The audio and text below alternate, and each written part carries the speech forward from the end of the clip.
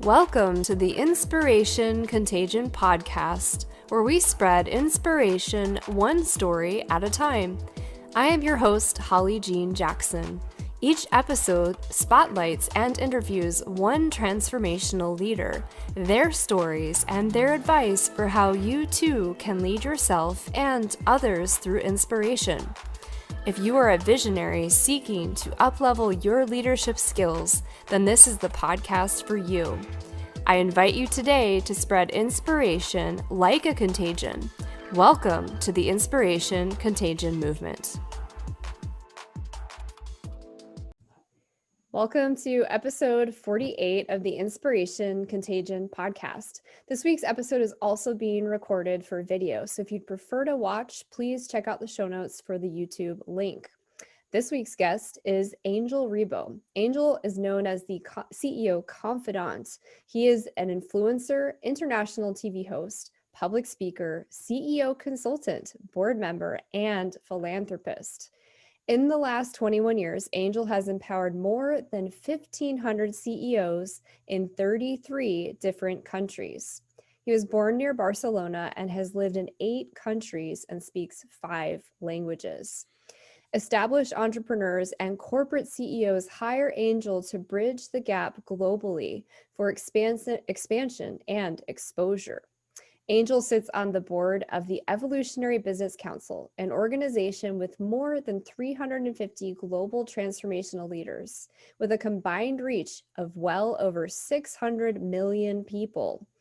Angel is based in Texas, and in early 2017, he launched his international foundation, Wisdom for Kids, and he has helped more than 1,000 underprivileged kids in Latin America become entrepreneurs using their local resources.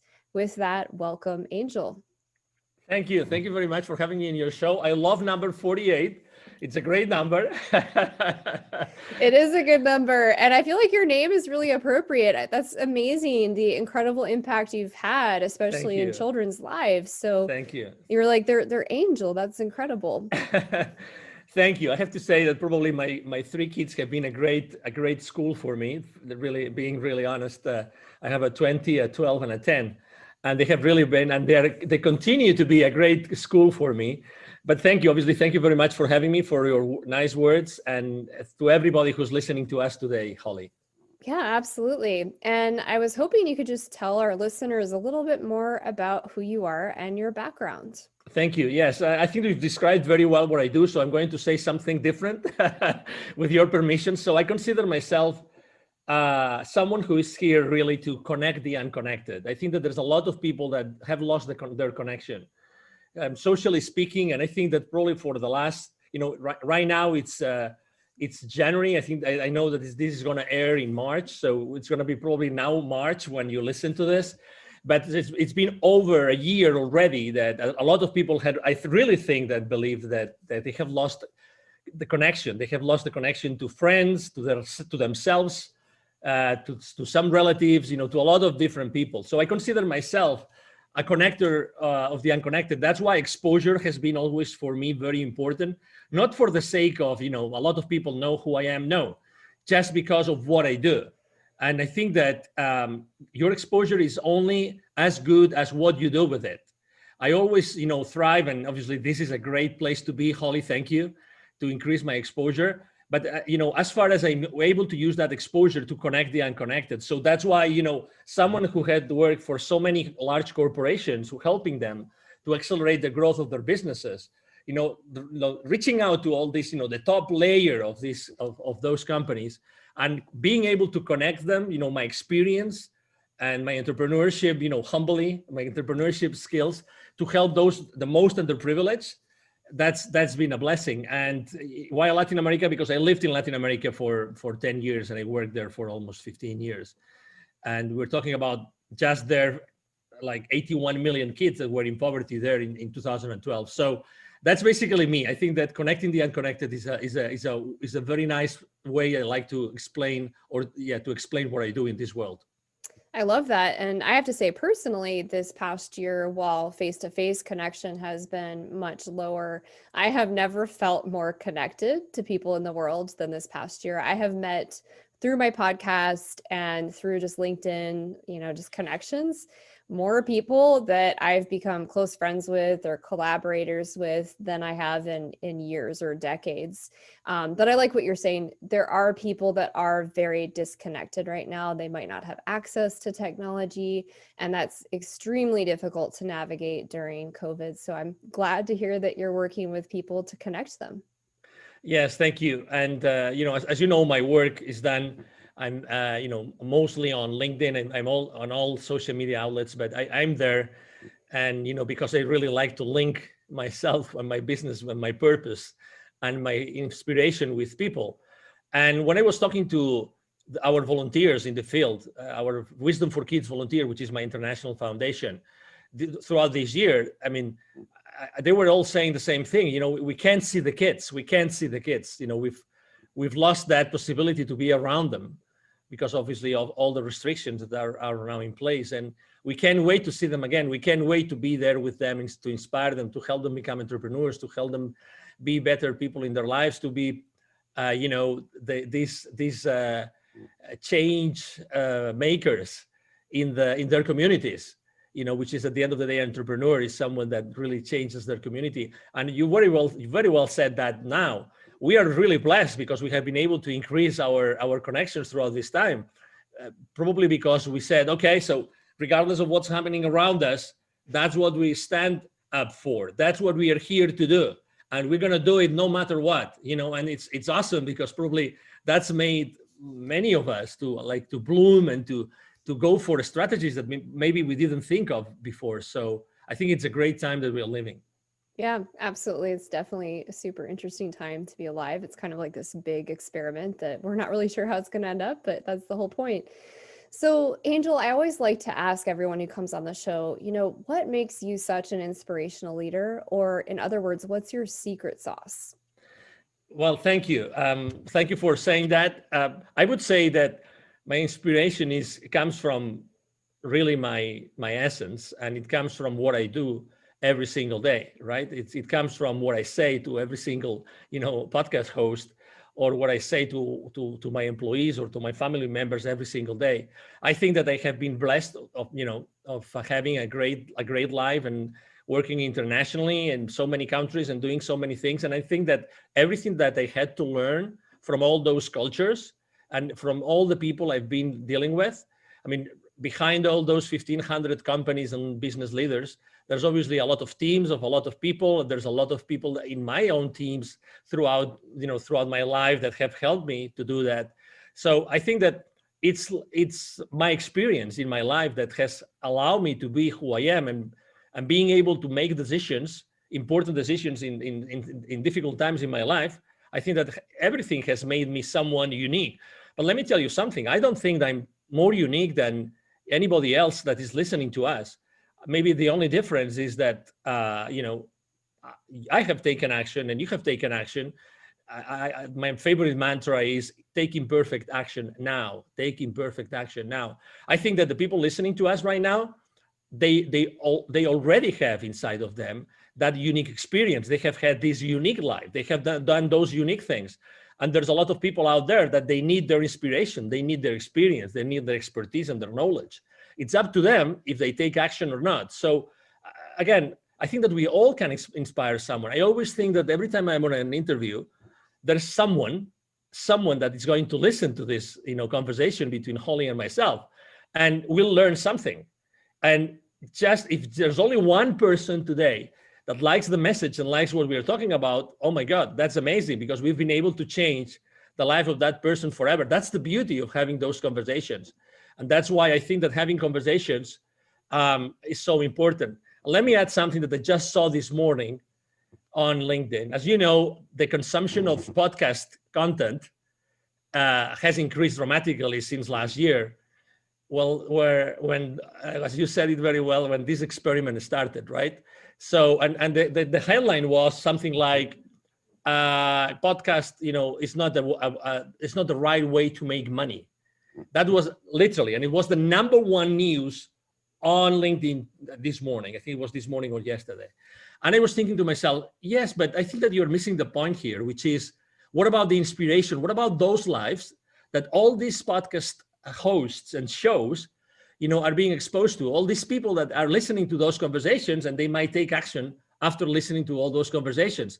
So then the question is, how do you measure wealth? And I think that if we are able to contribute all of our, all the millions of guests and hosts in all the, podcast shows in the world, if we're able to contribute to changing this world somehow, oh my God, how much wealth it is, and it is going to be generated. Yeah, that's really an interesting perspective. And I mean, I agree. I think it's difficult to monetize a podcast unless you're in the top, 50 or 100 of Apple Podcasts, and that's very difficult to do. But I think podcasts are really powerful for movements and for helping people take action. So like you were saying earlier, there's the inspiration, and then the only difference between success or hitting that inspirational idea is the people that take action and the people that don't. So there's the inspiration coupled with the motivation, which is the movement and taking action towards accomplishing that goal. And so I think what podcasts do, especially ones with leadership and tangible things that people can do and stories that people can relate to, help us build that movement and help those people start to take action because they can see themselves in that story. Exactly, and you don't know where that action is gonna go.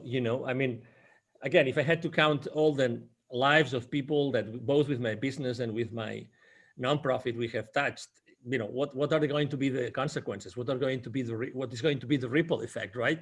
So I think that again, we are a very materialistic society, and it's good. I mean, obviously there are millions of people that rely on we buying their products, and I understand it, and it's good.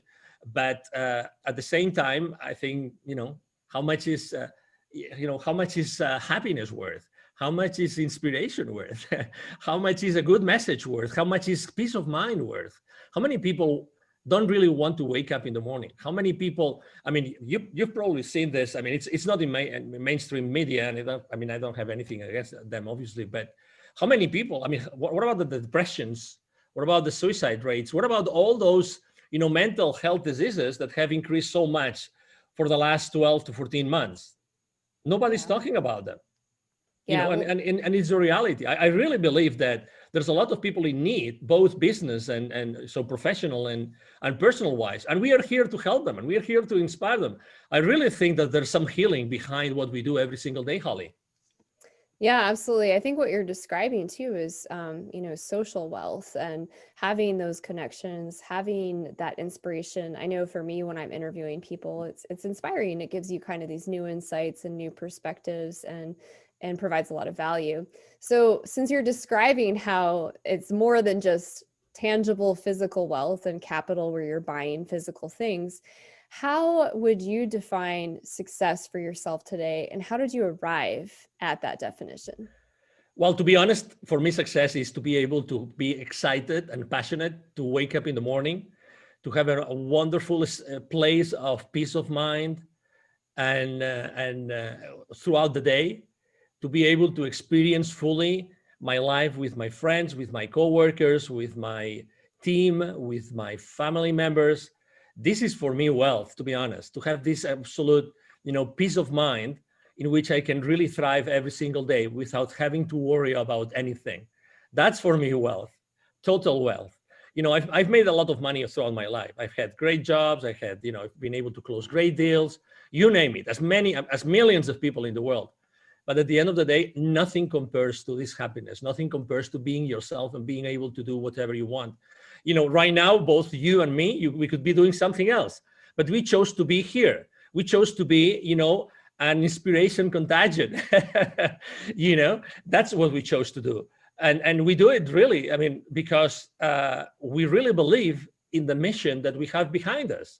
And that's more important. So I'm able to do this because, I really believe I'm wealthy because I'm able to do this. I'm able to set up this appointment with you and have this conversation with you.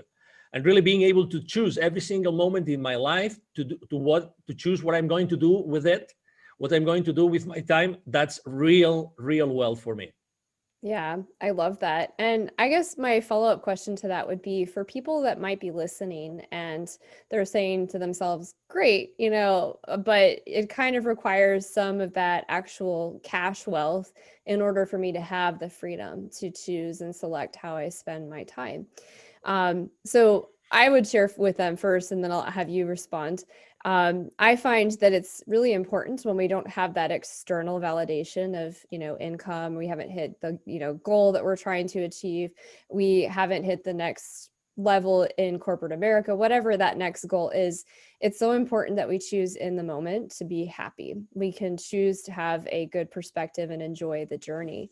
But I also want to hear what you would say to people that are still struggling financially, and so they don't have as much freedom to make those choices. Number one, I've been there. Okay, believe it or not, I've been there. I've been struggling financially myself. So that's the first thing. Second thing, I know a lot of people that have been struggling financially, a lot, like a lot. And guess what? Guess what? You will always survive. You always thrive. You always eventually go back to a place of safety. So you have a choice. You have a choice right now. Okay, so keep on digging, keep on focusing on that you don't have, or focusing on what you already have, and focusing on those thoughts, those memories where you already were thriving and you were happy and you had everything that you wanted. Get really stuck on those thoughts as opposed to what you're feeling that could happen, what you are, fearing or fearful of what might happen in the future. Right. So the reality is that, there's something in this dimension that we live, whatever you want to call it, okay, that has our back. It's a reality, regardless of what we're going through right now, we will eventually thrive. We will eventually succeed. We will eventually be in the right place. So instead of thinking that the worst is going to happen and, you're going to lose your house and you will have to move out and you will lose your vehicles and you name it, why don't you think that everything is going to be all right? And everything is going to be all right because you've already been in many, many, many different instances in your life in which you are going to be all right. So, I myself believe that at some point, I don't believe that when we die, everything is done and terminated and there's nothing after that. I don't believe that. I personally think that we decided at some point of our existence to come back here. It was our choice. It was my choice to decide to come here. And you know what?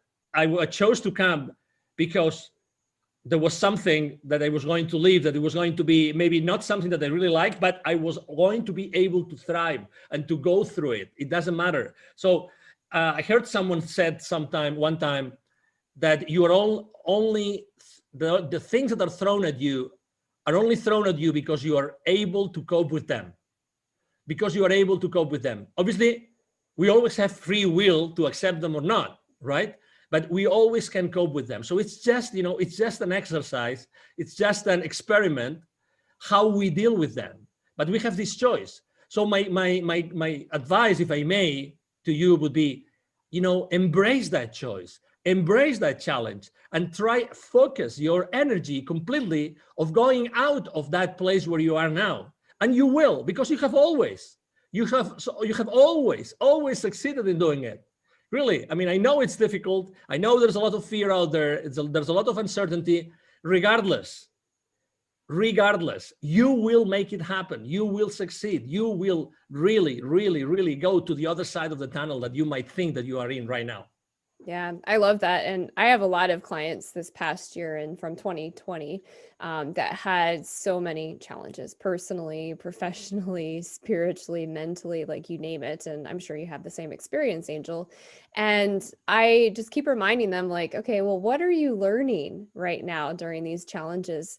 And okay, cool. So from that lesson, how can you apply that to helping your customers? Because they're probably going through the same thing. And that's where the light bulb starts going off is, oh, well, wait a second, this isn't happening to me. It's probably happening for me, which is really difficult when you're in the middle of a challenge or an obstacle to see the silver lining or the lesson behind it. But it is really an important shift in perspective. And I also like the reminder of not focusing on the fear and not going down the should have, could have, what if train, and instead focusing on what you're grateful for today. Those are really, really great pointers. Yes. And, obviously what's happening right now in the world is global, right? It's 7.5 billion people going through the same thing, right? At certain different levels of restrictions, different levels of, lifestyles. I mean, but it's happening globally.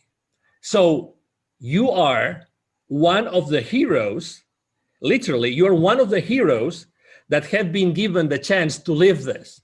And some people might say right now, oh my God, Angel is crazy. It's crazy. We are heroes and we're living this, and this virus and these vaccines and these restrictions and so many business owners shutting down their businesses and everything. Well, believe it or not, we are being given this. What do we do? You said it very well. It's happening for us. So this is an opportunity for us to think differently about how to deal with our lives, with our professional careers, and with our clients, and with everybody around us. Really, this is a blessing. This is a blessing. It doesn't look like it's a blessing because, again, I think that, and we haven't mentioned this today, but I think that we have to recover our power and our energy. Don't pay so much attention to what's going on around you. Don't go really, because if you want to be X number of hours in front of your TV set and listening to news or reading to news on social media, it's up to you. You can do it, but don't allow that to take the power, your personal power, away from you. It's you. Nobody should be taking that power away. And that power you can use for whatever you want in your life. You can still create wonderful things. You can still, try to focus on, those videos, those pictures, those photos from those trips, all those things that really inspire you and take you to this very nice place, mentally and intellectually. Do that instead. But again, recover your own power. Recover your own power. Don't allow anybody, nor any institution, nobody, to take that power away from you. It's extremely important. And it's still, of course, and that's one of the mistakes I made when I started my entrepreneurial career, is ask for help. Ask for help. If you think that someone can help you because you are struggling, hey, there's nothing that's going to recover. It's going to give you back your time, the time lost. Have someone help you. Have someone help you in that journey. Someone from the outside that might be able to help you, to give you some clues, so you go back to a place where you feel much comfortable and you feel that you are thriving back again. Ask for help. We all have money. We are fearful of losing all of our money. Of course, we've been for years saving it. I'm there with you, but still, time doesn't come back. So use your time wisely and use your resources wisely to go back on track and use your time, wisely. Yeah, that's a good point. And I think a lot of people think that they're failures when they ask for support or they ask for help. And I know even a lot of business owners that have struggled from this past year, from the pandemic and from all of the shutdowns and the economic impacts. And there's so much shame when they come to you to ask for help. And so I also just want to remind people, if you're listening and you are in need of support or help, there is no shame in that. I mean, obviously you want to ask the right people. You want to find somebody you trust, somebody who is doing well in the area that you need help in, whether that's a mentor, a coach, a class, whatever that is. But be careful who you ask for help from, especially if you're feeling really shameful around doing that. Yeah. I agree. And again, don't be so hard on yourself. I mean, you are so right on the shame thing. So right. But guess what? I think that since the very beginning in when we are kids, I think that guilt plays a key role. And, we're always told, don't do this, don't do that, don't do this, don't do that. So we are more like guilty for things than being praised for things that we do right. Unfortunately, it is what it is, just because our parents, just to say something, obviously I love to death my parents, but they want you to survive, right? They want you to be a kid that's going to make it to youth and to adulthood. I mean, I understand that, but in order to protect us, very often we are, negatively influenced, and for the good, for the good of us. But the point I'm trying to make is, the other day there was someone that was analyzing manipulation in advertising and media. And he ran a survey, and when he got basically the results of the survey, guilt was the number one instrument being used by advertisers and media to get their messages across. Again, I'm not judging anybody. I'm just saying what the people that reacted to that survey showed in the results of the survey. So it works. It works. So it works that, we fully understand that you might feel like this, asking for help. But again, think about your life in terms of time, and time is the most valuable and precious resource that you have and you will always have. Yeah. Yeah. And your health is equally important. And, if you're not taking care of yourself and your health, then your time is even more limited. Mm-hmm. So I would advise you to invest wisely your time, resources, and health during this next 6 months to a year. So I also wanted to ask you, you've kind of shared a lot of inspiring stories, but is there a particular story of inspiration that you're known for? Well, I have had in my life probably like two very deep, spiritual experiences that have made me make dramatic changes in my life, right? One was after reading a book which is called The Celestine Prophecy by James Redfield. I love the cells. I feel the same way. That changed my life forever. It's amazing. Yeah. So what I was really having chills right now when you were saying this, I'm just having chills again. So when I was reading that book, I said, oh my God, I should have read this book like when I was in elementary school. That's me. I mean, that's how I perceive the world. That's what really everything is about in this, whatever it is that we live in. So I remember I was living in the UK at that time, and they gave me this book. And I finished reading that book, and I was in a specific place. It was in a holiday resort in Cuba. The second in a villa, a very nice place, blah, blah, blah, whatever. But when I finished reading that book, I turned the page and I had this incredible rush of energy for the first time in my life.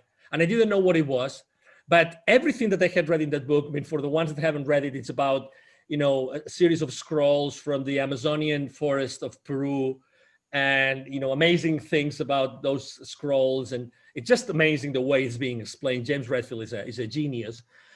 So when I finished reading that, I said, oh my God, I have to do something with my life. And I decided at that point, it was February, beginning of March in 2001, I had to move from Europe to Latin America. I went back to Europe, and all my bosses said, you're crazy. You want to go to Latin America? Really? You mean you want to go from London? Great position, great future, great career, great salary, everything. You want to go to the third world country? You're crazy. And I said, yes, why not? Why not? Oh my God, my life changed forever. And that was the first time. And again, it was a book.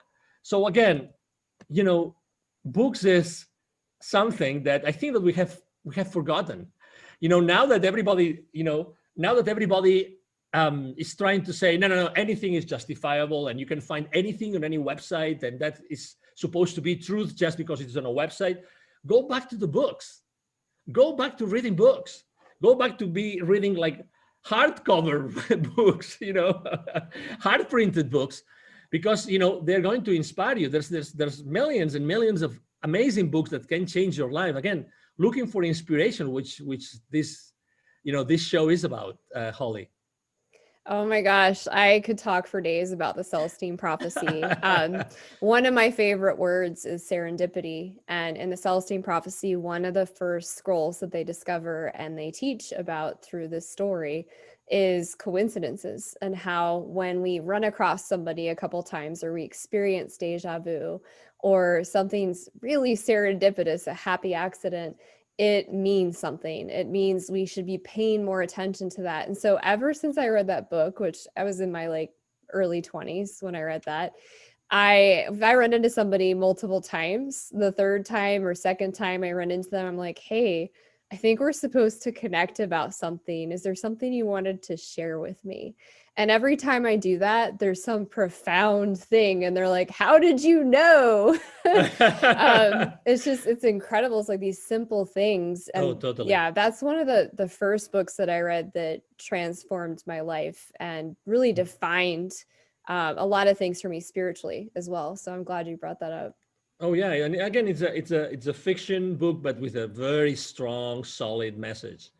And there are more books out there, but this one, I mean, it's just the one. I remember in my childhood, maybe another one that I don't know if I will be able to translate it, the name in Spanish. It's from Richard Bach. Richard Bach. Excuse me, into English. The name of it's Johann Sebastian Siegel. That's the name of Yeah, the. I have read that. Okay, good. You see? Yeah. And, well, let me tell you, by the way, to the audience, Holly and I, it's the first time ever we speak just a few minutes before this show.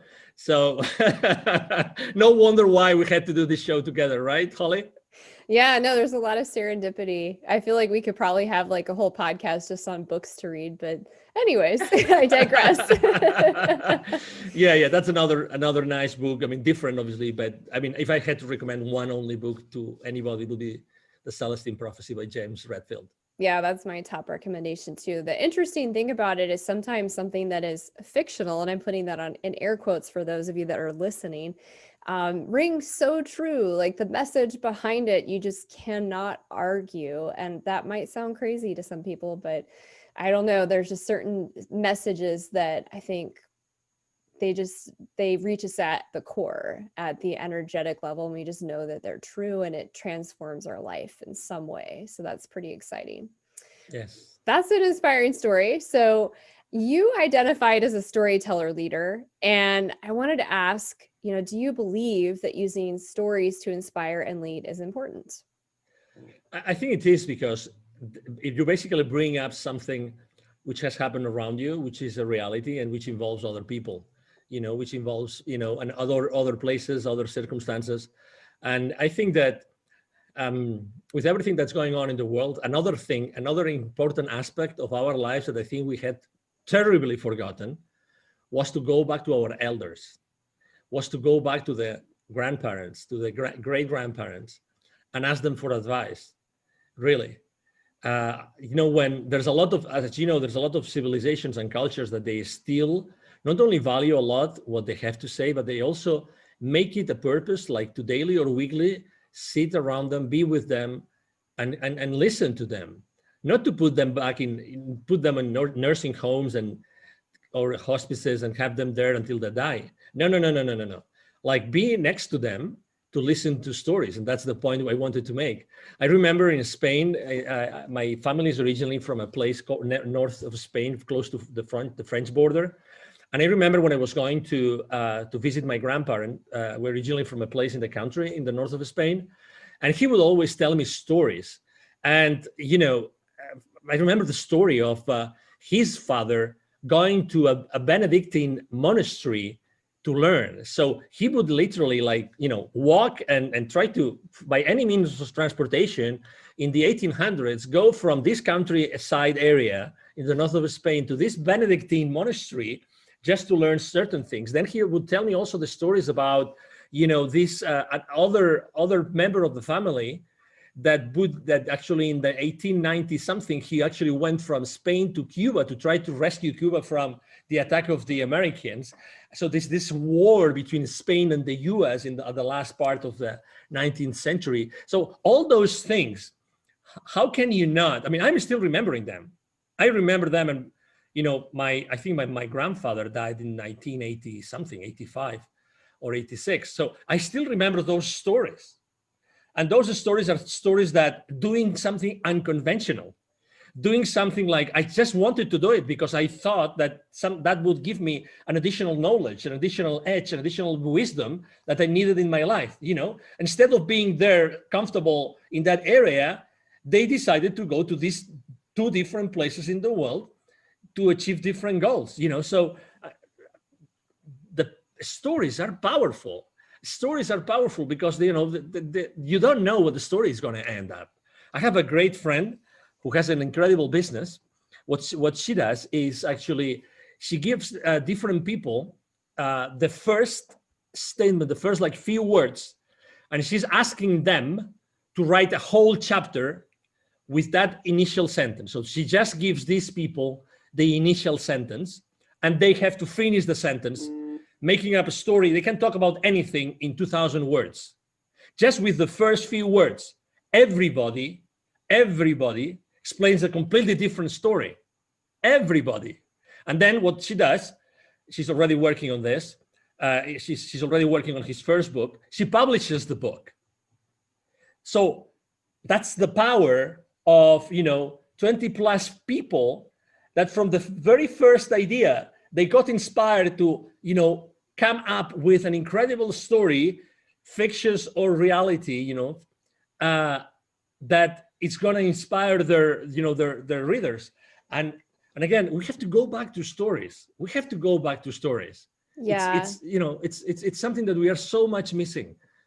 Well, and I think that's why podcasting has become so popular, is because if you go back to caveman times, we had more long form dialogue. And because we're so disconnected from this experience of the pandemic, people are being drawn to the long form discussions, which is what podcasting is really about.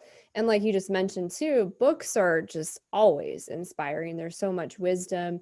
I'm actually reading like 8 books right now because Cool. like they're kind of slow reads and they're in different aspects of my life. And so I'll like absorb one chapter in one area. And then the next day I'm like, oh, I need to read on this. But books are so powerful, and they're powerful because they have stories and they teach us wisdom and they help us continue to grow as students in life. So I think that's why podcasting and books are hopefully making a comeback, is because we're missing that long form story element where we can connect to each other and rebuild that community element. I totally agree. And I think that regardless of what our purpose in life is, or even if we don't know what our purpose in life is, I think that we play a role in the community. Even if we live in a small neighborhood and we don't have that much contact with our neighbors, we are part of the community, and we choose every day what we do as far as the community goes. It's our decision. And if you want to take action and you want to do something and you want to start an initiative, just go and do it. Don't wait for anybody to give you social approval. Just do whatever you think is right. Because again, I really believe that there's a lot of people in need right now, and many people we don't know that they are in need. There's a lot of people in need. So it's the perfect time to be contagious, not only with inspiration, but also with generosity.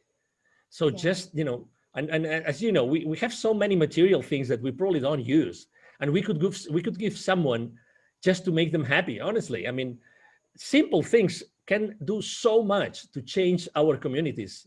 And again, when I go to Latin America with my kids, I see that all the time. A simple small book of 20 pages, a tale, in English, it's just an amazing, community changer.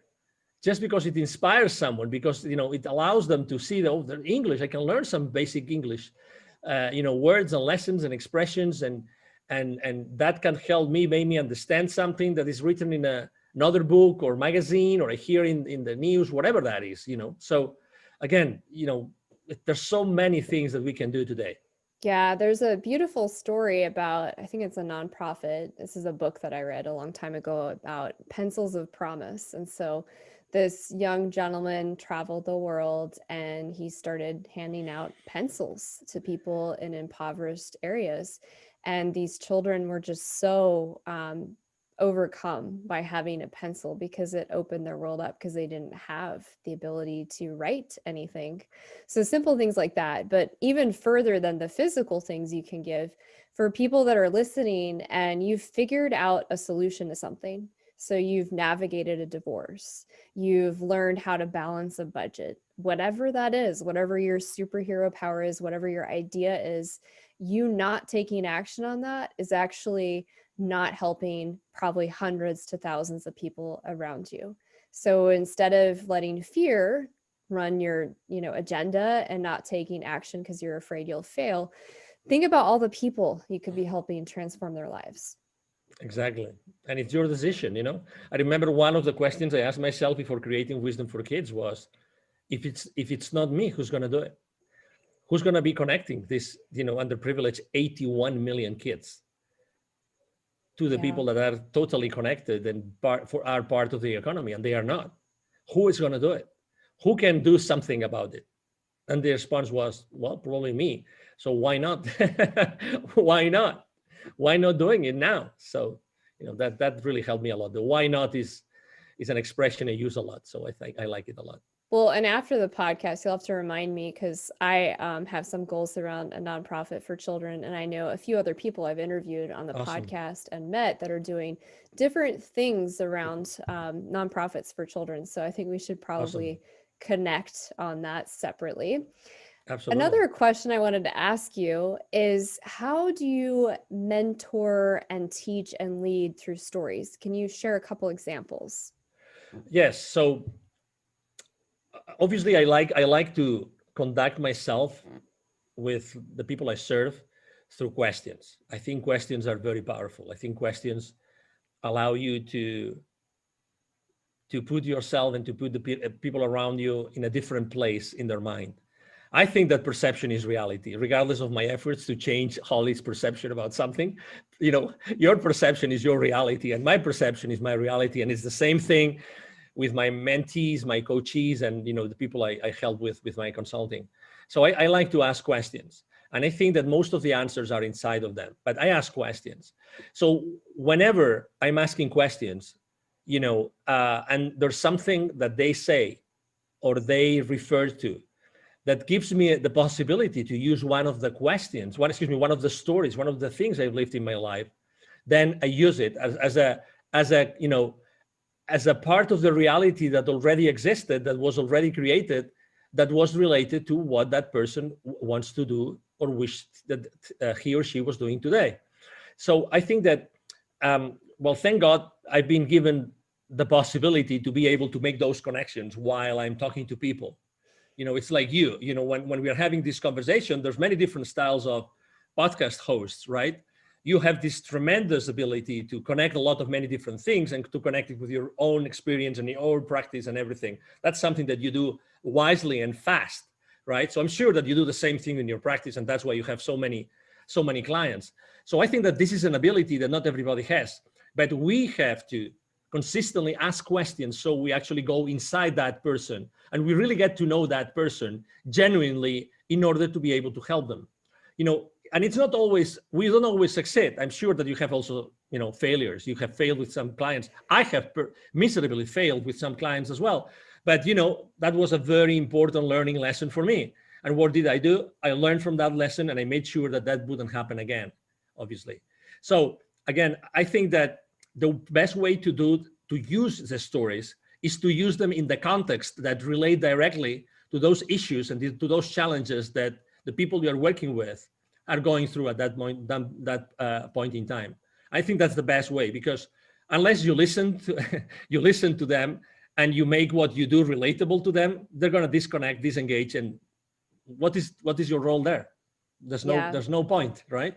Yeah, it's really important, like you were just saying, to really understand your audience, whether that's one-to-one with a coaching situation, mentor situation, even a family member, or if you're writing a blog, knowing your audience and what they're experiencing right now.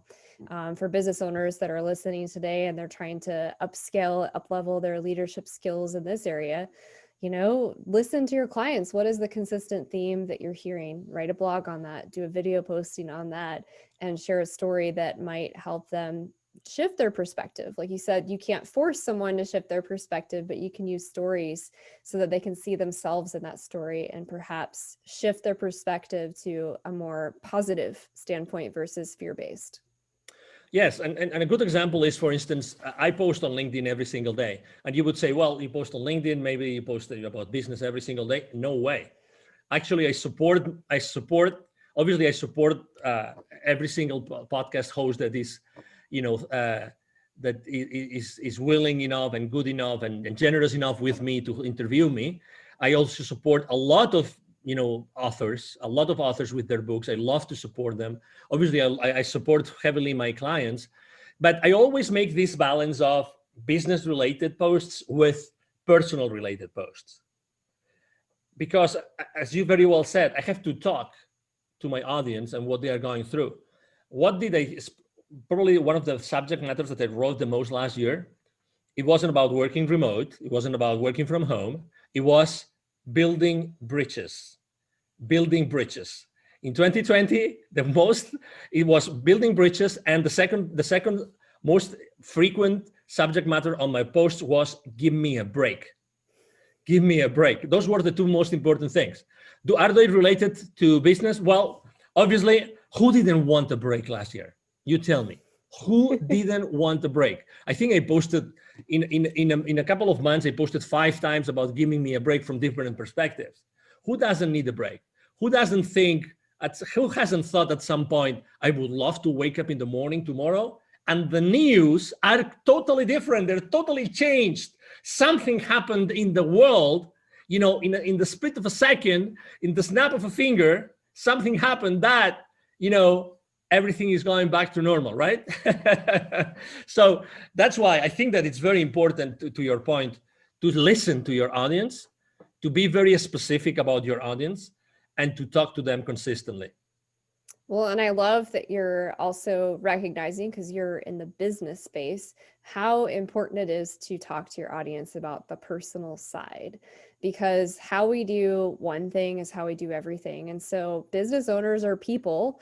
And guess what? This past year, they had a lot of personal challenges. So I love that you were talking to them about give me a break, because yes, let's be real. I would love if anybody's listening to this that did not need a break in 2021 and 2020, please send me an email, because I'd love to hear your story, because that's just hard for me to fathom at this point. I found myself last year needing a lot of breaks, and it wasn't that I wasn't doing a lot. In fact, I felt like I was doing more to be of service to people that needed things and they were free. And then also to pivot so much in my business because of everything that happened economically. And that's exhausting. So it's really, really important, if you're listening and you're feeling burnt out, take a break. Take an hour vacation, a 1-day vacation, a weekend where you unplug and stop obsessing about what's wrong in your business, what's not going right, and just be with your family and be grateful. I guarantee when you come back, you're going to have new ideas and probably a lot more energy to tackle the problem. Yes, we all need a break. The ones that haven't had a break yet, we all need a break. Take a break. The world will carry on without you. So, I mean, again, don't worry about the future and again, going back to the beginning of the conversation, right? So you choose what you do with your mind and where you focus your energy. You choose to do that. And I hope that, you know, you had a little bit more of inspiration to probably look at somewhere else and focus your energy on doing something else. It's really your choice, even though it looks that it's not sometimes.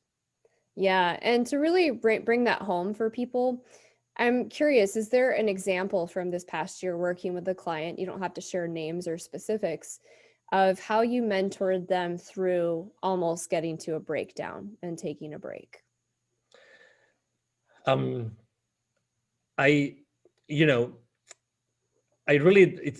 It's difficult to allow someone to get to that place where, you know, they were close to a breakdown, you know, so I knew that things were going to happen. I mean, the most traumatic moment in my life was probably my first divorce.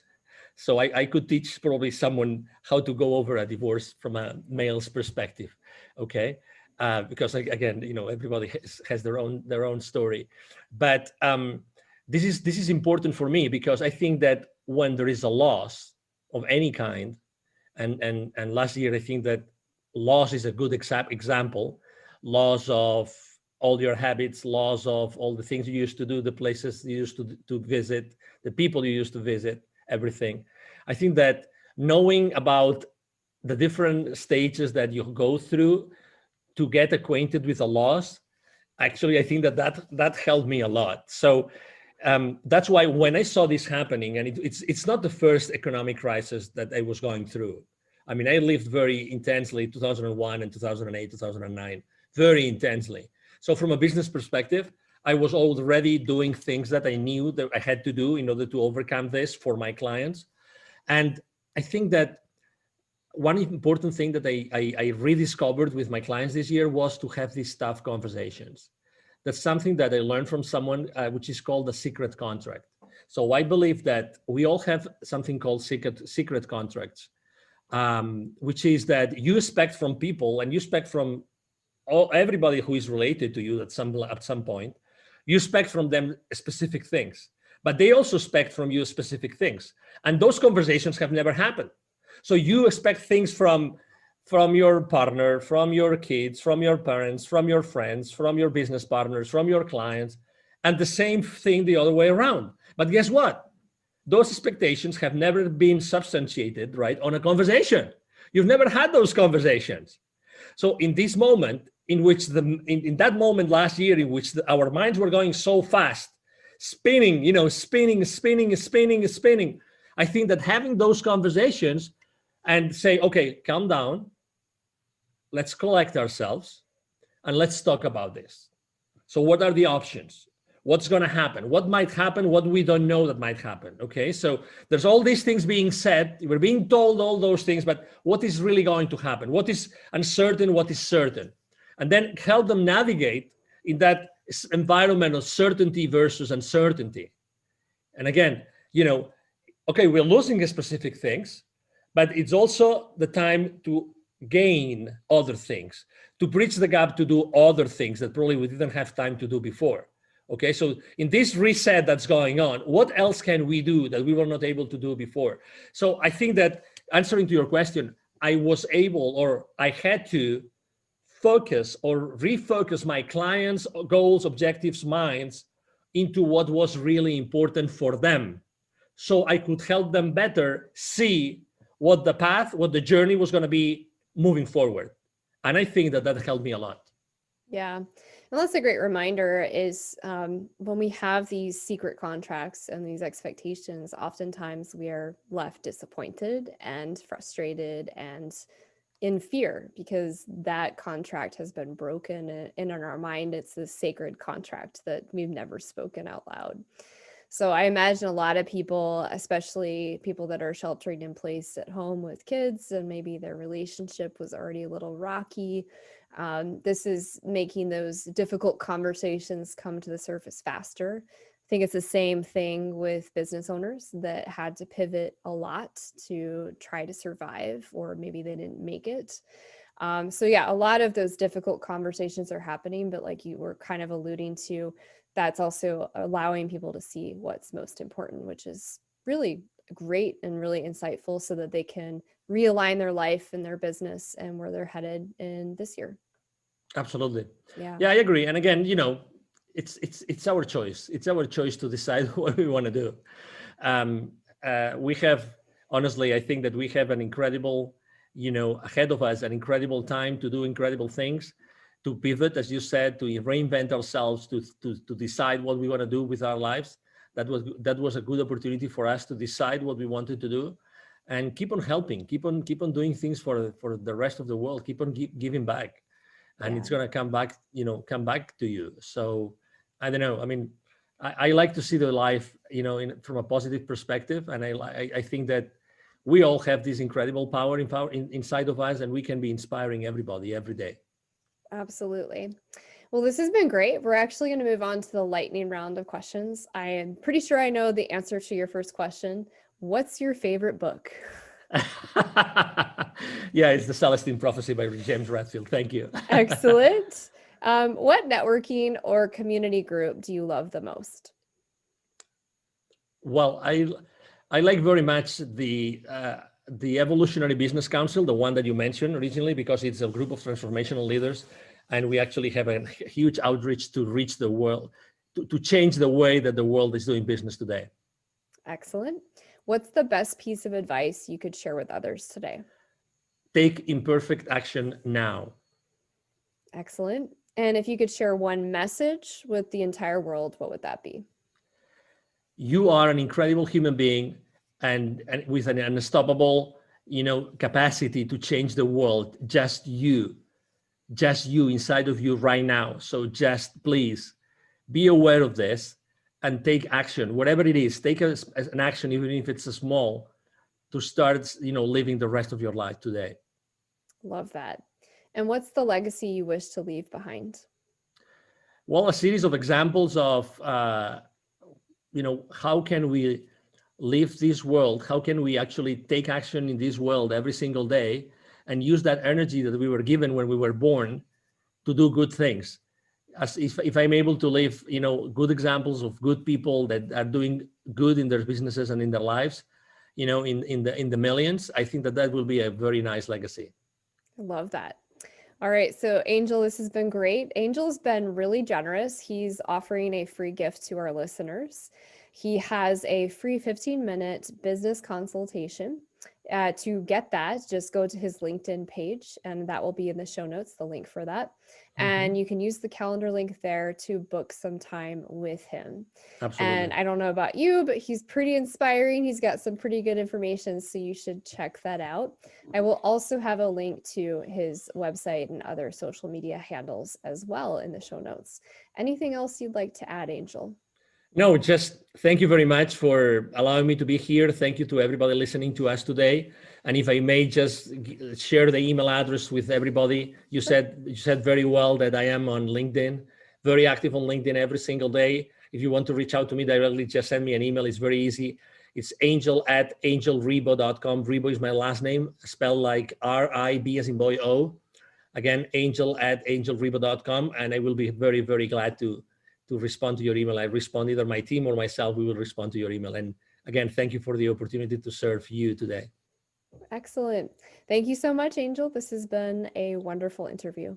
You bet. Thank you. Thank you. So how can inspiration contagion help you today? There are 3 ways.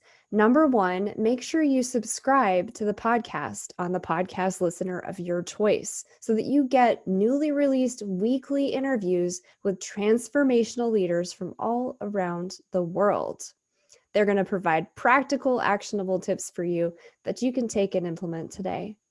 Number 2, if you have a burning problem or you're having some challenges, but you're not really sure where to start, so go ahead and visit hollyjeanjackson.com/events and find an event online that suits your needs so you can begin exploring and learning more today. Number 3, if you have a specific issue or challenge you're facing today, a burning issue that you need to resolve right now. Perhaps you're trying to build your guilt-free business. Perhaps you're trying to build an online product, or you're facing some challenges with technology in your business. You're trying to scale to that next level. Regardless of what the challenge is, go to hollyjeanjackson.com and then visit the services section and schedule an appointment. I'd love to offer my listeners a complimentary coaching call so we can figure out and get to the bottom of your problem and explore if coaching is a good fit for you. Those are the 3 ways Inspiration Contagion can help you today. Remember, nothing changes without action, so be sure to take action today.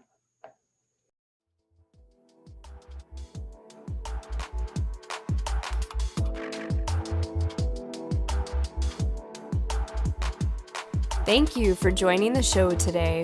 I hope you were inspired. More importantly, I hope you take action. What is one thing you can do in this moment that will inspire someone? Without action, nothing changes. Be the change you wish to see in the world. If this show truly inspired you, we ask that you share it through your network.